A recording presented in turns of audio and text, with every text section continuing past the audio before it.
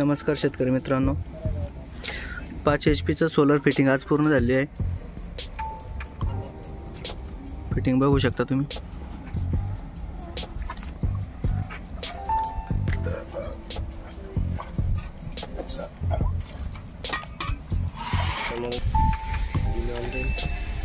ही panel fitting 9 panel आणि हे पाणी तुम्ही बघू शकता। 5 HP सायलिप कंपनी।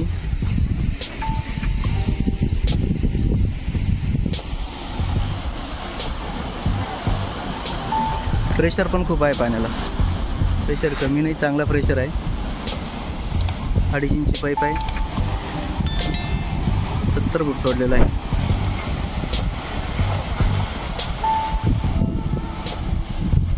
हे शेतकरी आहेत।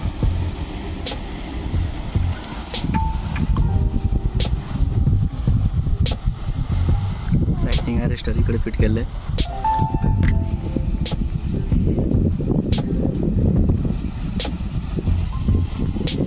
काही प्रश्न असेल तर तुम्ही विचारू शकता कमेंट बॉक्समध्ये, मी त्याचं अवश्य उत्तर देईन। धन्यवाद।